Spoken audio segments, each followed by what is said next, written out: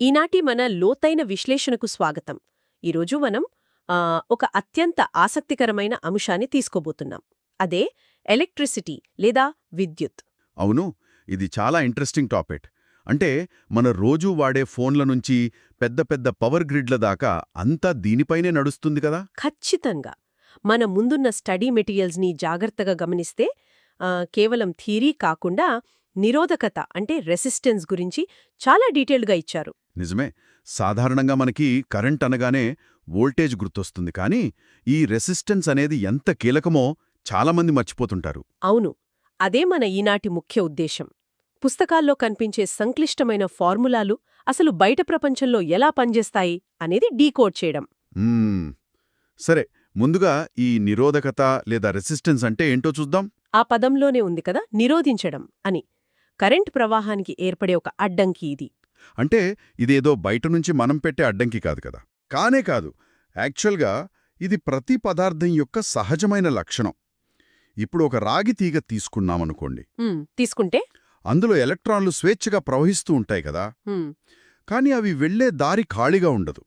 ఆ మెటీరియల్ లోపలుండే పరమాణువులు లేదా యాటమ్స్ని ఇవి ఢీకొడుతూ ముందుకెళ్లాలి. ఓహో, అంటే ఒక రద్దీగా ఉండే మార్కెట్లో మనం నడుచుకుంటూ వెళ్తున్నప్పుడు పక్కవాళ్లని గుద్దుకుంటూ వెళ్తాం కదా, అలాగన్మాట. కరెక్ట్, సరిగ్గా చెప్పారు. అలా ఢీకొట్టడం వల్ల వాళ్ల గమనానికి ఒక అవరోధం ఏర్పడుతుంది. దాన్నే మనం రెసిస్టెన్స్ అంటున్నాం. ఈ ఢీకొట్టడం వల్లనే వైర్లు వేడెక్కుతాయనుకుంటా. అవునవును, వాళ్ల కైనెటిక్ ఎనర్జీ కాస్త ఉష్ణశక్తిగా అంటే హీట్గా మారిపోతుంది. ఏ మెటీరియల్కైనా ఈ రెసిస్టెన్స్ అనేది ఉంటుంది. మరి దీన్ని కొలవడానికి మనం ఓం అనే యూనిట్ని వాడతాం కదా. అవును, ఓం. దీన్ని మనం గ్రీక్ అక్షరం ఒమేగాతో చూపిస్తాం. సర్క్యూట్ డయాగ్రామ్స్లో అయితే ఈ రెసిస్టర్ని సూచించడానికి ఆ జిగ్జాగ్ గీతలు గీస్తారు, నేను చూశాను. కరెక్ట్, ఆ జిగ్జాగ్ గీతలు ఫిక్స్డ్ రెసిస్టర్ని చూపిస్తాయి. కానీ కొన్నిసార్లు మనకు రెసిస్టెన్స్ మార్చుకునే అవకాశం కావాలి. అంటే వేరియబుల్ రెసిస్టర్స్. వాటిపైన ఒక చిన్న బాణం గుర్తుంటుంది. అక్షరాల అంతే. వీటినే పొటెన్షియోమీటర్లు అంటారు. మన పాత రేడియోలో వాల్యూమ్ పెంచడానికి తిప్పుతాం కదా, అవి ఇవే. వావ్, అంటే వాల్యూమ్ పెంచడం అంటే లోపల రెసిస్టెన్స్ని మార్చడమే అన్నమాట. చాలా ఇంట్రెస్టింగ్గా ఉంది. అవును, రెసిస్టెన్స్ మార్చడం ద్వారా మనం కరెంట్ని కంట్రోల్ చేస్తాం. ఇక్కడే మనకి విద్యుత్ శాస్త్రంలోనే అత్యంత కీలకమైన ఓం సూత్రం వస్తుంది. Ohm's law. Voltage equals to current into resistance. V equals IR. Exactly, V equals IR. ఇది లీనియర్ సర్క్యూట్స్ అన్నిటికీ ప్రాతిపదిక. దీన్ని మనం కొంచెం సింపుల్గా విడమర్చి చెబితే బావుంటుంది. V అంటే వోల్టేజ్. ఇది ఒక రకమైన ఒత్తిడి లాంటిది గదా. అవును, పొటెన్షియల్ డిఫరెన్స్. ఎలక్ట్రాన్లని ముందుకు నెట్టే ఒక ఫోర్స్ లాగా అనుకోవచ్చు. ఆ ఒత్తిడి వల్ల ప్రవహించేదే I అంటే కరెంట్. కరెక్ట్. మరి ఆ ప్రవాహాన్ని ఎంత మేర అడ్డుకోవాలి అని డిసైడ్ చేసేదే మన R అంటే రెసిస్టెన్స్. చాలా క్లియర్గా ఉంది. వోల్టేజ్ నెడుతుంది, కరెంట్ ప్రవహిస్తుంది, రెసిస్టెన్స్ అడ్డుకుంటోంది. అద్భుతం. కానీ ఇక్కడొక చిన్న ట్విస్ట్ ఉంది. ఏంటది? ఈ V ఈక్వల్స్ IR అనేది విశ్వజనీనమైన ఫార్ములా ఏం కాదు. ఇది కేవలం ఓమిక్ కండక్టర్లకి అనగా లోహాలకి మాత్రమే పనిచేస్తుంది. అది కూడా స్థిరమైన ఉష్ణోగ్రత దగ్గర. ఓహో, అంటే మన ఆధునిక ఎలక్ట్రానిక్స్లో వాడే సెమీకండక్టర్స్కి ఇది వర్తించదా? డైరెక్ట్గా వర్తించదు. డయోడ్లు లేదా ట్రాన్సిస్టర్లు తీసుకుంటే వాటిలో వోల్టేజ్కి కరెంట్కి మధ్య సంబంధం ఒకేలా ఉండదు, లీనియర్గా ఉండదు. వోల్టేజ్ మారే కొద్దీ రెసిస్టెన్స్ మారిపోతుంటుంది. ఆహా, అర్థమైంది. నాన్ ఓమిక్ డివైజెస్ అన్నమాట. అయినా కూడా సర్క్యూట్ బేసిక్స్ అర్థం చేసుకోవడానికి ఈ ఓమ్స్ లా చాలా ముఖ్యం కదా. అవును, బేస్ లైన్ అదే. అయితే మన స్టడీ మెటీరియల్స్లో ఓమ్స్ లా చార్ట్లో ఇంకో ముఖ్యమైన పరామితి ఉంది, పవర్. పి. అవును, విద్యుత్ వల్ల ఎంత పని జరుగుతుంది లేదా ఎంత శక్తి ఉత్పన్నమవుతుంది అనేది పవర్ చెబుతుంది. దీని ఫార్ములా P ఈక్వల్స్ VI అని ఉంది. అంటే వోల్టేజ్ మరియు కరెంట్ల గుణకారం. కరెక్ట్. ఇప్పుడు మనం ఇందాక మాట్లాడుకున్న V ఈక్వల్స్ IRని ఈ P ఈక్వల్స్ VIలో ప్రతిక్షేపిస్తే ఏమవుతుందో ఆలోచించండి. V ప్లేస్లో IR పెడితే I ఇంటూ IR అంటే I²R అవుతుంది కదా. Exactly. P equals I²R. Power engineers అందరికీ నిద్ర పట్టకుండా చేసే ఫార్ములా ఇదే. ఎందుకలా? ఎందుకంటే దీన్ని జూల్ హీటింగ్ అంటారు. మనం పవర్ పంపుతున్నప్పుడు ఒక వైర్ గుండా కరెంట్ వెళితే ఆ కరెంట్ యొక్క వర్గానికి అంటే స్క్వేర్కి సమానంగా వేడి పుడుతుంది. అది పూర్తిగా energy loss. Oh my god, అంటే మనం కరెంట్ని రెట్టింపు చేస్తే నష్టం 4 రెట్లు అవుతుందన్నమాట. అంతే కదా. అందుకే ఇప్పుడు మన ఊళ్ళకి పవర్ సప్లై చేసే హై టెన్షన్ వైర్లని గమనించండి. లక్షలాది వోల్టుల కరెంటు పంపుతారు కదా.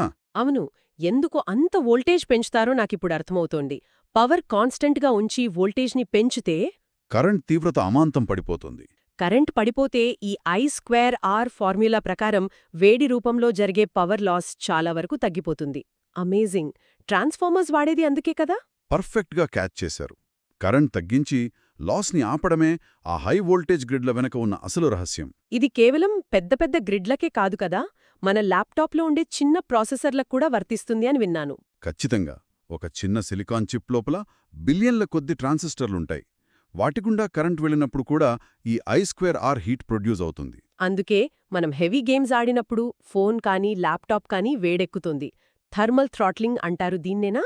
అవును. ఆ హీట్ వల్ల ప్రాసెసర్ స్లో అయిపోతోంది. అందుకే డిజైనర్స్ ఎప్పుడూ ఆ చిప్కి ఇచ్చే ఆపరేటింగ్ వోల్టేజ్ని వీలైనంత తక్కువగా ఉంచడానికి ట్రై చేస్తారు. నిజంగా. ఈ ఈక్వేషన్స్ అన్నీ కేవలం పేపర్ మీద అంకెలు కావు, మన కళ్ల ముందున్న టెక్నాలజీ డిజైన్ని శాసించే నియమాలు. ఖచ్చితంగా. సరే, ఈ వోల్టేజ్ కరెంట్ని పక్కన పెడితే మన మెటీరియల్స్లో విద్యుదయస్కాంత నియమాలు అనగా ఎలక్ట్రోమాగ్నెటిక్ రూల్స్ గురించి కూడా చాలా క్లియర్గా ఇచ్చారు. ముఖ్యంగా కుడిచేతి నిబంధన, రైట్ హ్యాండ్ రూల్. అవును. కండక్టర్, కరెంట్ మరియు మ్యాగ్నెటిక్ ఫీల్డ్ మధ్య ఉన్న లంబకోణ సంబంధాన్ని, అంటే పర్పెండిక్యులర్ రిలేషన్ని ఇవి వివరిస్తాయి. అంటే ఒక అయస్కాంత క్షేత్రంలో మనం ఒక వైర్ని కదిలిస్తే అందులో కరెంట్ జనరేట్ అవుతుంది. ఫారడేస్ లా. అవును. దాన్ని ఎలక్ట్రోమాగ్నెటిక్ ఇండక్షన్ అంటారు. ఈ కుడిచేతి నిబంధన ద్వారా ఆ పుట్టిన కరెంట్ ఏ డైరెక్షన్లో వెళ్తుందో తెలుసుకోవచ్చు. బొటనవేళ్లు వైర్ కదిలే దిశను, చూపుడు వేలు అయస్కాంత క్షేత్రాన్ని సూచిస్తే మధ్యవేలు కరెంట్ డైరెక్షన్ని చూపిస్తుంది. అంతే కదా? పర్ఫెక్ట్. ఎలక్ట్రిక్ జనరేటర్స్ అన్నీ ఇదే సూత్రం మీద పనిచేస్తాయి. మెకానికల్ ఎనర్జీని ఎలక్ట్రికల్ ఎనర్జీగా మారుస్తాయి. మరి ఎడమ చేతి నిబంధన సంగతేంటి? Left hand rule. ఇది దానికి కరెక్ట్గా ఆపోజిట్ కదా? అవును. ఇక్కడ మనం కరెంటుని పుట్టించట్లేదు, దానికి బదులు కరెంటుని సప్లై చేస్తున్నాం. ఒక మ్యాగ్నెటిక్ ఫీల్డ్లో ఉన్న వైర్కి కరెంట్ ఇస్తే ఏమవుతుంది? ఆ వైర్ మీద ఒక ఫోర్స్ క్రియేట్ అవుతుంది, లోరెన్స్ ఫోర్స్. దానివల్ల ఆ వైర్ కదులుతుంది. కరెక్ట్. ఆ ఫోర్స్ ఏ వైపు ఉంటుందో చెప్పేదే ఎడమ చేతి నిబంధన. ఇది ఎలక్ట్రిక్ మోటార్ల బేసిక్ ప్రిన్సిపల్. ఎలక్ట్రికల్ ఎనర్జీని మెకానికల్గా మారుస్తుంది. అంటే కుడి చెయ్యి జనరేటర్, ఎడమ చెయ్యి మోటార్. చాలా సింపుల్గా గుర్తుపెట్టుకోవచ్చు. అవును. కానీ ఈ రెండూ ఒకేసారి ఎలా పనిచేస్తాయో చూస్తే ఇంకా ఆశ్చర్యంగా ఉంటుంది. ఈవీలు అంటే ఎలక్ట్రిక్ వెహికల్స్ తీసుకుందాం. వాటిలో రీజనరేటివ్ బ్రేకింగ్ అనొక ఫీచర్ ఉంటుంది కదా, అదా? అక్షరాల అదే. మనం కారు యాక్సిలరేట్ చేస్తున్నప్పుడు బ్యాటరీ నుంచి కరెంట్ వెళ్తుంది, మోటార్ చక్రాల్ని తిప్పుతుంది. ఇది లెఫ్ట్ హ్యాండ్ రూల్. కానీ మనం బ్రేక్ వేయగానే పవర్ కట్ అవుతుంది. అప్పుడు ఆ మోటార్ కాస్త కాయిల్స్ కదులుతాయి. అప్పుడు రైట్ హ్యాండ్ రూల్ అప్లై అవుతుంది. వావ్. అంటే అక్కడికక్కడే మోటార్ జనరేటర్ అయిపోయి కరెంట్ని ప్రొడ్యూస్ చేసి మళ్లీ బ్యాటరీకి పంపుతుందన్నమాట. ఇది నిజంగా జీనియస్. మెకానిక్స్కి ఎలక్ట్రానిక్స్కి మధ్య ఉన్న ఆ బ్రిడ్జ్ మ్యాగ్నెటిక్ ఫీల్డ్ మాత్రమే. అందుకే ఇది అంత పవర్ఫుల్. నిజమే. ఇక మన విశ్లేషణలో మరో ముఖ్యమైన టాపిక్కిద్దాం. సర్క్యూట్ అనాలిసిస్లో basic rule, Kirchhoff's current law లేదా KCL. KCL, law of conservation of ఛార్జ్కి ఇది ప్రాక్టికల్ అప్లికేషన్ అని చెప్పొచ్చు. దీన్ని అర్థం చేసుకోవడానికి ఒక ట్రాఫిక్ జంక్షన్తో పోల్చొచ్చా? ట్రాఫిక్ కంటే కూడా ఒక వాటర్ పైప్ సిస్టమ్ అయితే ఇంకా ఈజీగా ఉంటుంది. ఒక జంక్షన్ దగ్గరికి 5 పైపులు వచ్చాయనుకోండి. 2 పైపుల నుంచి నీళ్లు లోకలికొస్తే మిగతా 3 పైపుల ద్వారా ఖచ్చితంగా అంతే నీరు బయటికెళ్ళిపోవాలి కదా? అంతే. వాటర్ ఎక్కడా ఆగిపోదు, గాలిలో మాయమైపోదు. ఎలక్ట్రాన్స్ కూడా అంతే. ఒక నోడ్ లేదా జంక్షన్ దగ్గరకొచ్చే కరెంట్స్ మొత్తం బయటికి వెళ్లే కరెంట్స్ మొత్తానికి సమానం. డయాగ్రామ్లో I1, I2 అంటూ I5 దాకా బాణాలిచ్చారు. వచ్చే వాటిని పాజిటివ్గా, వెళ్లే వాటిని నెగటివ్గా తీసుకుంటే వాటి మొత్తం 0 అవుతుంది. Exactly. Algebraic some of currents at a node is 0. ఇదే కేసీఎల్. ఆధునిక నెట్వర్క్ అనాలిసిస్కి ఇదే పునాది. ఇది సింపుల్ సర్క్యూట్స్కే కాకుండా మైక్రోప్రాసెసర్స్లో ఉండే లక్షలాది నోడ్స్కి కూడా అప్లై అవుతుంది కదా? ఖచ్చితంగా. విఎల్ఎస్ఐ డిజైన్లో స్పైస్ లాంటి సిమ్యులేటర్లు ఈ కేసీఎల్ని సెకనుకు లక్షల సార్లు లెక్కగడతాయి. అది లేకుండా ఒక కరెక్ట్ బోర్డ్ డిజైన్ చేయడం అసాధ్యం. అద్భుతం. మరి ఇవన్నీ బానే ఉన్నాయి. ఈ మైక్రో యాంపియర్స్ లాంటి చాలా చిన్న కరెంట్ని కొలవడానికి మనం గ్యాల్వనోమీటర్ని వాడుతాం కదా, దాని గురించి కూడా కొంచెం చెప్దాం. అవును, మనం ఇందాక లెఫ్ట్ హ్యాండ్ రూల్ మాట్లాడుకున్నాం కదా, దాని అప్లికేషనే ఈ గాల్వనోమీటర్. 2 అయస్కాంత ధ్రువాల మధ్య ఒక చిన్న కాయిల్ ఉంటుంది. ఆ కాయిల్ లోపలికి కరెంట్ వెళ్ళగానే మ్యాగ్నెటిక్ ఫీల్డ్ వల్ల దానిమీద ఒక ఫోర్స్ క్రియేట్ అయి కదులుతుంది, ఒక టార్క్ లాగా. కరెక్ట్. ఆ కరెంట్ ఎంత వస్తే ఆ కాయిల్కి అటాచ్ చేసిన ముళ్ళు అంత కదులుతుంది.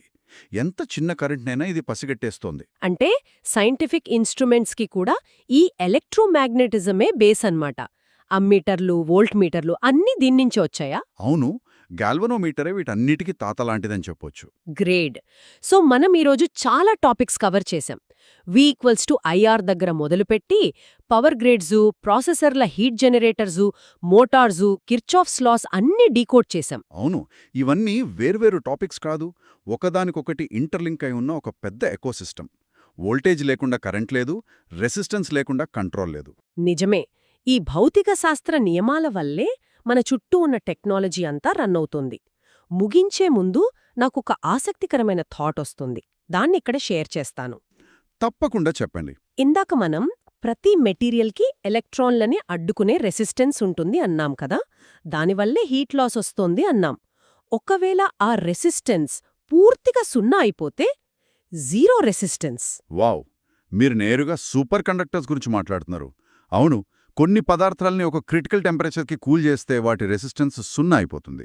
రెసిస్టెన్స్ సున్నా అయితే P=I²R లో R 0, అంటే పవర్ లాస్ అస్సలుండదు కదా. అక్షరాలా ఉండదు. ఎలక్ట్రాన్లు ఎలాంటి అవరోధం లేకుండా నిరంతరంగా ప్రవహిస్తాయి. ఒక లూప్లో కరెంటు పెడితే అది ఏళ్ల తరబడి తిరుగుతూనే ఉంటుంది, ఎనర్జీ తగ్గకుండా. ఒకవేళ మన గది ఉష్ణోగ్రత దగ్గర పనిచేసే సూపర్ కండక్టర్స్ కనుక కనిపెడితే మన పవర్ గ్రిడ్స్ డిజైన్, ఎలక్ట్రిక్ మోటార్ల కెపాసిటీ అంత ఊహకందని స్థాయికి మారిపోతుంది కదా. అవును, లక్షలాది మెగావాట్ల పవర్ లాస్ మిగిలిపోతోంది.